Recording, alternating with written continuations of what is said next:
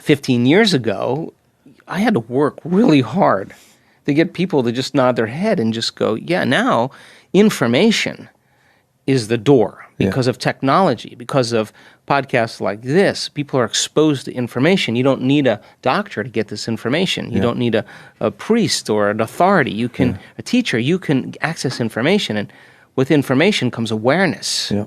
So awareness is consciousness. And so you're less unconscious when you gain information. So then the next practical question is, and I'm a pragmatist, what are you going to do with it? So when you take that philosophical, theoretical information, you apply it, you personalize it, you demonstrate it. Yeah. If you can get your behaviors to match your intentions, you can get your actions equal to your thoughts, your mind and body working together, you're going to have a new experience. Yeah. Experience then enriches circuitry in the brain. Learning creates circuitry, but experience enriches it. Yeah. The end product of an experience is an emotion. Yeah. Now you're teaching your body chemically to understand what your mind is intellectually understood. Now, all of a sudden now, you're embodying the truth of that philosophy. Yeah. No one can take that away from you. And so then if you've done it once, you should be able to do it again. Yeah. And so then our research shows that when you start practicing this, and you can create brain coherence, and we have so many great scans of people of all ages, of all colors, of all sizes, all shapes, all diets, doesn't matter. Yeah, yeah. And they know how to create heart coherence. Wow. When they're able to open their heart again and feel an elevated emotion, they're going to start liking that a lot more than resentment or anger. Yeah. So then crossing that river, though, from the old self to the new self, is where greatness is born. Yeah. This is where you're out of the bleachers and you're on the field. And that place of uncertainty, that place of unknown, is the perfect place to create in. So our research shows then that if you're able to just practice, you'll get better at it over time. And now more and more people are doing it so quickly. We have universities looking at our data saying, we don't know what you're doing there, but people can change their brain states in like 4 seconds. Yeah. That's unheard of. 5 seconds. How do they? Well, they just know how to do it. Why? Because we've done it enough times with them. So now they know how to get beyond themselves. Yep. And if you're going to create anything new, you got to get beyond you in order to do that. Because if you're creating from your old self, nothing's going to change, right? Yeah. So teaching people that formula and demystifying the process and showing that we have the science to actually back it, then more and more people begin to trust in the process more. Yep. Throw in a great miracle or two here and there, and a week-long event, spice on top, and then that's it. Then it just starts happening like magic. And then I can't tell you how many emails or texts my staff send me of someone who said, yeah, he had leukemia. We just got one the other day. Leukemia for 10 years, 25-year-old kid. No leukemia. Doctors can't believe it. They want to study him. What took place? So now, I mean, I can't imagine that being in my inbox on a Monday morning. Oh my God! I mean, like I look forward. Look, if I wasn't seeing that type of evidence, I wouldn't do this. Yeah. Because why would I want to do it? Of course. Unless there was evidence. So now, I mean, it's just every day there's one that's just another fabulous, incredible story that there's a movement. Yep. You know, there's momentum now. Big time. Yeah, and it's a healthy movement. Let's just start with the brain, okay? Yep. 100 billion neurons, roughly, right?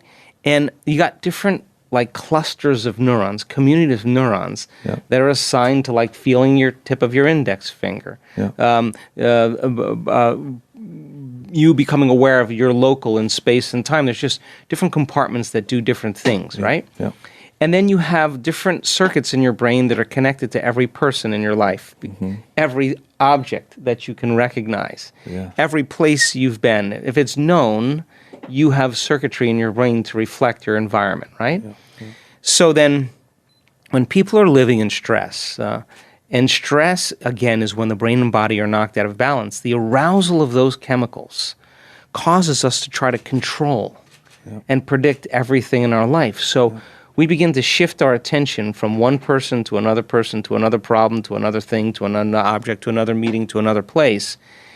And as you start to activate these circuits in your brain that are associated with all of those elements, The arousal of the stress hormones causes these different compartments to fire like a lightning storm in the clouds. Yeah. The brain is firing very incoherently. And when the brain is incoherent, we're incoherent. Yeah. And when the brain isn't working right, we're not working right. And people get stuck in these aroused states. And that we spend a lot of time there, right?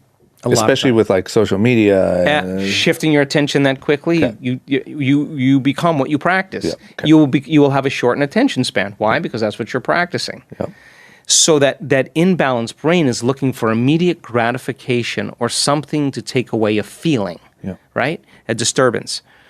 So then when you're living in stress, the primitive nervous system of the fight or flight nervous system, when you start feeling a danger or a threat, causes you to narrow your focus on the cause, right? Yeah. If there's a predator around the corner or something moving in the bushes, you freeze, your heart starts to race, your adrenaline starts to pick up, your respiratory rate changes, blood is sent to the extremities, you're going to run, fight, or hide. Yeah. That's it. Yeah. And you're in survival. Well, people spend 70% of their life living in that aroused state, and their brain waves are way too fast. Yeah. And so they're focusing on everything material. Our research shows if you can break that habit of narrowing your focus on everything material and using your senses, because stress heightens the senses that cause us to become materialists, then we begin to experience separation, like you're there and I'm here. Uh-huh. But in the quantum world, there's nothing that's separate. Everything's connected. Yeah. It's our senses that fool us into this illusion. So our research shows that when you teach a person to go from a narrow focus on matter or on an object or a thing, and broaden their focus and open their focus, to go from a convergent focus to a divergent focus. Yeah. The act of sensing nothing but space, of nothing, begins to cause those different compartments of the brain that were once subdivided to begin to synchronize. Yeah. More communities begin to resonate at the same frequency. And what syncs in the brain links in the brain. Yep. And all of a sudden, the person starts feeling more whole. They start feeling more like themselves. Keep doing that. Now you have a significant amount of brain changes in those 100 billion neurons. Yeah. They're all clapping at the same time. And if you have an audience of 10,000 people or a stadium of 50,000 people and everybody's clapping at the same time, that type of coherence, that type of cadence, that type of rhythm creates energy. Yeah. And all of a sudden, the energy starts going up in the brain now. That's like taking the dimmer switch and going, let's turn it up. Yeah. And all of a sudden, you're more aware. All of a sudden, you're more conscious. All of a sudden, you're more clear. You're more poised. You're more spontaneous. You're more clear. Because when the brain is coherent and it's working right, you're working right. And you got new ideas. Yeah. Now, if you're in the staff meeting and the person that you despise is talking the entire time and you're sitting there and you're thinking in your mind how many ways you would like to choke this person, but you can't choke them, you can't fight, you can't leave the meeting, or you can't hide under the table. You got those stress hormones pumping in your body and your heart is racing because it wants to run, it wants to fight, it wants to hide. You're actually producing the chemistry to do one of those three things, but you're stepping on the gas and you're stepping on the brake. Yeah. And now the heart starts beating incoherently. And energy leaves the heart. Why? Because when you have two waves that are incoherent and they begin to interfere with one another, they're going to flatten out. Yeah. So you lose energy in your heart, you stop trusting yourself, you stop trusting in your future. Same thing in the brain. Brain's incoherent, you have those waves interfering, there's less energy in the brain because when they interfere, they create a flat line. Yeah. When they're coherent, all of a sudden the waves get bigger. The higher the amplitude, the more energy there is. So now we teach people how to practice creating heart coherence, not just, hey, Chris, try a little gratitude. No, I got a measure. I got a little device on you hooked up to a computer, and I'm watching to see if you're doing it and you're not doing it. If you're not doing it, I'm going to tell you you're not doing it. And that's what I was saying is you can measure all that. Oh yeah, like you could sit here and I could be like, dude, I am so grateful right now. And you'd be like, no, you're not. I would say you think you're scared. Yeah, that's right. Exactly. You're really not. Wow. But I can say to you, let's turn it down. Let's or heighten the sensors and say, Drama, you're getting closer. Yeah. And all of a sudden, I'm going to lower it a little bit more. And I go, come on, give me a little more. Come on, open your heart to life a little bit more. And you can start controlling your breathing. And when you control your breathing, you control your brain waves. Yeah. And as you start feeling safe, you move out of that survival system, and energy starts moving into the heart. Now, once the heart starts to beat coherently, it's like banging a big drum. There's a field effect. Yeah. It's like dropping a pebble in a calm surface of a pool. Yeah. There's a wave effect. And when the heart starts beating coherently, it begins to produce a measurable magnetic field that's up to 3 meters wide. Your heart is electric. Yeah. And now it's producing a field, an energy, a frequency. And that frequency carries information. You can lay the thought of your future, of your wealth, of your health on that frequency. The frequency of suffering can't carry the thought of your wealth. It carries the thought of different thoughts of suffering. So then energy has to make it to our heart for us to begin to create. So then if a person is living in survival and an addict to those emotions, living in the stress response all of the time, the rush of adrenaline becomes the source of energy. Then you got to teach that person how to break that addiction. And just like any addiction, the body's going to have cravings. Come on, just a little suffering, just a little judgment, a little anger. The body just wants to feel it so it can return back to its state. So that's what blows my mind. So then it takes effort, right? Yeah. If it was easy, everybody would do it. But when people free themselves from the chains of those emotions and the incoherence, wow, coherent heart, coherent brain. How do you create a future?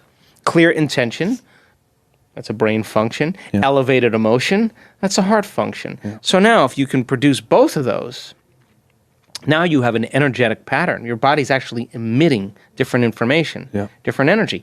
And when there's a synchronization between your brain and heart, once there's energy in the heart, guess where it goes? Straight up to the brain.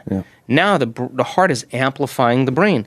And again, remember that trauma that's existing in the amygdala. The research shows once the heart starts to open, it resets the baseline of trauma in the brain. So the person goes, hey, I feel so amazing. I forgive my father. Now, he was an alcoholic. He didn't know what he was doing, but I feel so incredible. I don't really care. I bless him. You know, I'm so happy. And when people reach this point where they feel so self-regulated that they no longer need anything outside of them to do it. Now they're free because they're not going to need the drug, the computer game, the whatever it is to regulate. They just know how to do it now.